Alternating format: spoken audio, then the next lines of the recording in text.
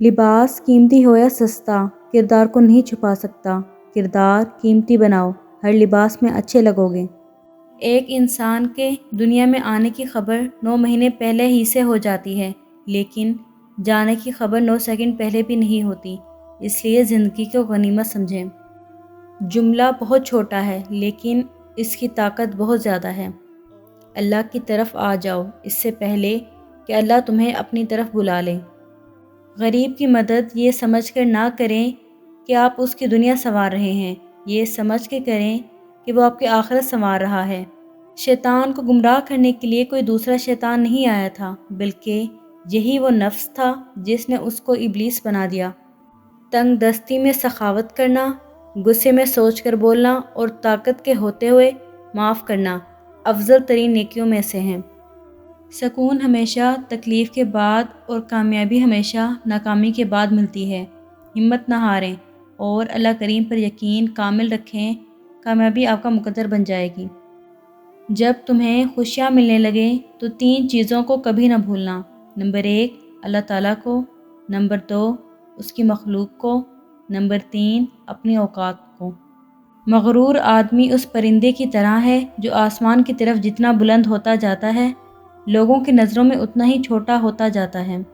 دنیا کی نعمتیں ہمیشہ کے لیے عطا نہیں کی جاتی، نہ جوانی سدا قائم رہتی ہے، نہ روب و دبدبا، نہ شان و شوکت اور نہ ہی صحت، لہٰذا عجز و انکساری کا دامن کبھی نہ چھوڑیں۔ دوسروں کو اپنے بارے میں صفائیاں دیکھ کر اپنا وقت ضائع نہ کریں، لوگ اتنا ہی سمجھتے ہیں جتنی ان کی اوقات ہوتی ہے۔ حق بات کہنے سے مت ڈرو، کیونکہ نہ کوئی تمہیں موت دے سکتا ہے اور نہ ہی کوئی تمہارا رزق کم کر سکتا ہے۔ تکلیف میں صبر سے کام لو، کیونکہ سونے کو آگ سے آزمایا جاتا ہے اور مومن کو تکلیف سے۔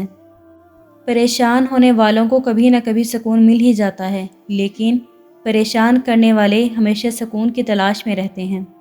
رشتے کمزور ہونے کی سب سے بڑی وجہ یہ ہے کہ ہم انہیں نبھاتے کم اور آزماتے زیادہ ہیں۔ دوسروں کی مدد کیا کرو، اللہ تمہاری مدد کرے گا۔ دوسروں کو سکون دینے والا کبھی بے سکون نہیں رہتا۔ عبادات ضرور کیجیے مگر معاملات پر بھی توجہ دیں۔ کعبے کے چکر لگانے سے لوگوں کو دیے ہوئے چکر معاف نہیں ہوتے۔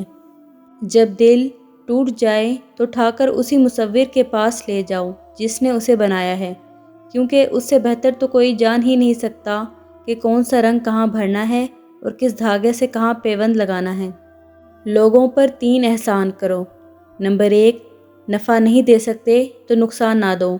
نمبر 2 خوش نہیں کر سکتے تو رنجیدہ نہ کرو۔ نمبر 3 تعریف نہیں کر سکتے تو برائی نہ کرو۔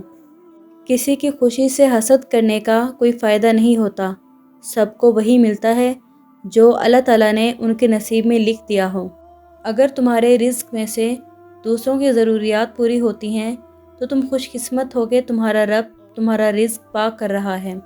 زیادہ سمجھدار اور زیادہ بیوقوف میں کوئی فرق نہیں ہوتا، کیونکہ یہ دونوں کسی کی نہیں سنتے۔